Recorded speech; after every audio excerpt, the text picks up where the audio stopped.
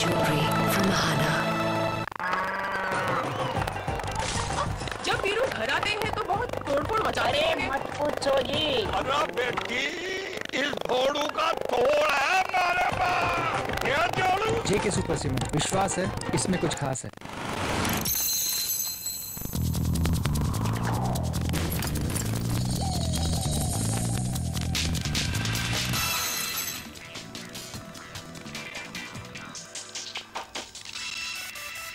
Budget आया, corporate जगत खुश नहीं है, बाजार खुश नहीं है। क्यों खुश नहीं है? बजाज साहब हमारे साथ बने हुए हैं। बजाज साहब, वित्तीय घाटा 5.1%, सब सवालिया निशान उठा रहे हैं। पिछली बार 4.6% बोला था और डिलीवर किया 5.9%, तो 5.1% आएगा या नहीं ये पता नहीं। मैं आपसे जानना चाह रहा हूँ, जो दूसरे कदम है, चाहे वो विनिवेश हो गया, जो टारगेट दिया है 30,000 करोड़, क्या ये काफी है? क्या इससे जो उन्होंने नंबर्स दिए हैं वो पूरे हो रहे हैं? काउंटिंग पूरी हो रही है? मेरा मानना है कि इस साल पिछले साल के मुताबिक रेवेन्यू जो उन्होंने एस्टिमेट किया है रीजनेबल है, उसमें कमी शायद नहीं आएगी जब तक कि बहुत मेजर गड़बड़ हमारी डोमेस्टिक डिमांड लेड इकोनॉमी जो है बहुत तकलीफ आ जाए या यूरोप अमेरिका में बहुत तकलीफ आ जाए तो बात अलग है। पर एक्सपेंडिचर नहीं बढ़ना चाहिए। जो इतना पिछले साल सब्सिडी का दूसरे खर्चे बढ़ गए, मेरे हिसाब से by and large populism justify होता है। गरीब, अरे राहुल साहब तो आपको क्या मालूम, ये गरीबों के लिए करते हैं। अरे भाई, हम भी समझते हैं गरीबों की तकलीफ, खाली जो बोलता है वही नहीं समझता है। और कौन सा बीपीएल आदमी हमें बोल रहा है, सब एपीएल वाले हमको बोल रहे हैं। तो वो जो खर्चे बढ़ गए थे वो इस साल बढ़ेंगे कि नहीं वो तो टाइम ही बताएगा। रेवेन्यू जो एस्टिमेट किया है मेरे हिसाब से डायरेक्ट इनडायरेक्ट टैक्स मिलाकर बारिंग अनअवॉइडेबल सर्कमस्टांसेस वो ठीक हो जाएगा, ऐसा मेरा मानना है। डिसइन्वेस्टमेंट जरूर ज़्यादा करना चाहिए। 30 से अब 40 का कुछ नहीं किया, 1300 करोड़ किया, 30,000 से मैं बोलता हूँ ज़्यादा करिए। क्यों नहीं कर सकते आप ज़्यादा? पर खर्चे मत बढ़ने दीजिए, सब्सिडीज मत बढ़ने दीजिए, और इतना कर सकेंगे तो फिर आप जो फिजिकल डेफिसिट आपने जो एस्टिमेट किया है वो आप अचीव कर सकते हैं।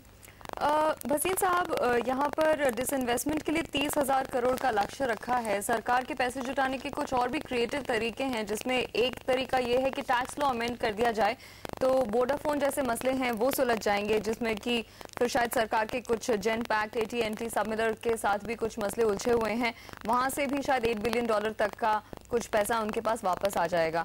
तो ये कितना सही तरीका है पैसे जुटाने का? क्योंकि इससे बाहर जो विदेशी निवेशक है उसके लिए सब कह रहे हैं माहौल बहुत ही खराब होगा, हमारी जो छवि है बाहर वो बहुत ही खराब जाएगी। कैसा देश है पीछे के लॉज को छेड़छाड़ करता है?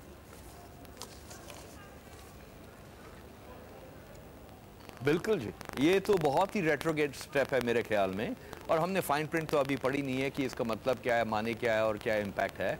पर लेकिन अगर आप लॉज को रेट्रोस्पेक्टिवली चेंज करेंगे तो बाकी इन्वेस्टर्स को आप क्या कह रहे हैं कि आपके जो भी लॉज हैं आज वो कल चेंज हो सकते हैं, और पुराने आप 10 साल 20 साल पहले जाके उनको भी चेंज कर सकते हैं। ये तो बिल्कुल बिट्रेयल है ट्रस्ट को, और ये कहना भी खराब है, ये कहना भी गलत है कि जी हमारी इंटेंशन उस टाइम यही थी, अब लॉ में इंटरप्रिटेशन में कोई गलती हुई। ये हमारा सुप्रीम कोर्ट की रूलिंग हो चुकी है इसके बारे में। अब आगे बढ़ते हैं, अब आगे चलते हैं। और एक और चीज़ ये बजट ने नहीं की है कि ये सिंप्लीफाई नहीं किया टैक्स कोड को।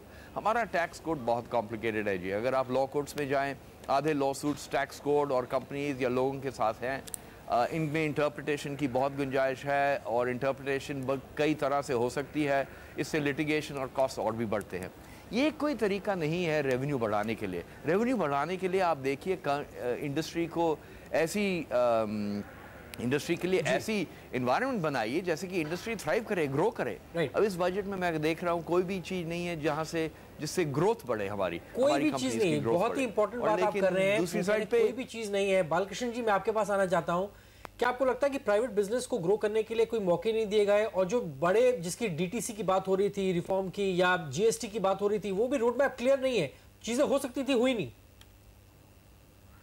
Yeah, that is a big concern because all the big ticket reforms we have been talking about, whether GST or DTC or companies bill, none of it has seen the light because there is no political consensus, and we actually avoided all those in the budget because we don't want to stall the budget.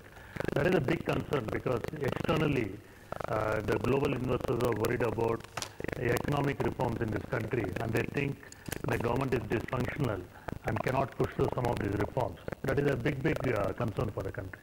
जी, बहुत संक्षेप में मोहन, मैं आपसे एक सवाल पूछना चाहूंगी, जहां पर सरकार ने थोड़ी सी डिटर्मिनेशन या थोड़ा आगे बढ़ते हुए दिखाई दिए, वो ये कि हम ब्लैक मनी पर व्हाइट पेपर लेकर आएंगे, क्या ये काफी था?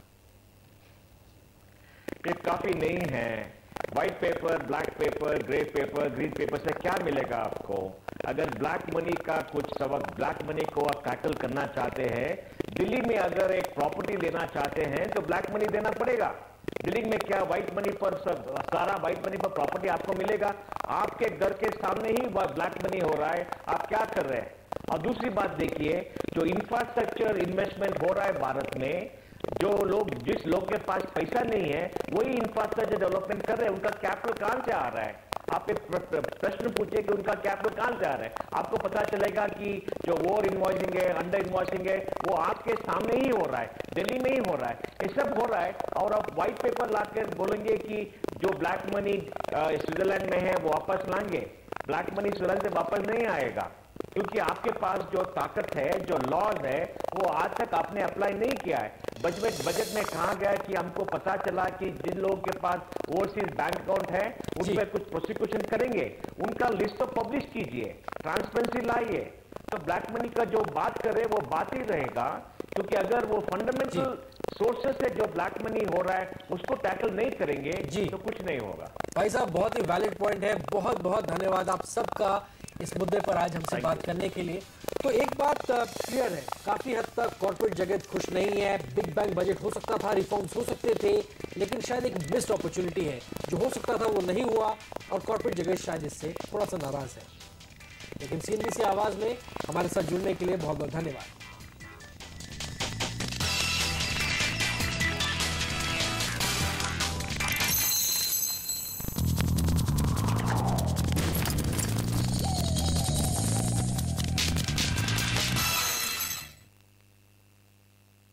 ये है उभरता हुआ भारत, इसकी गारंटी कौन लेता है?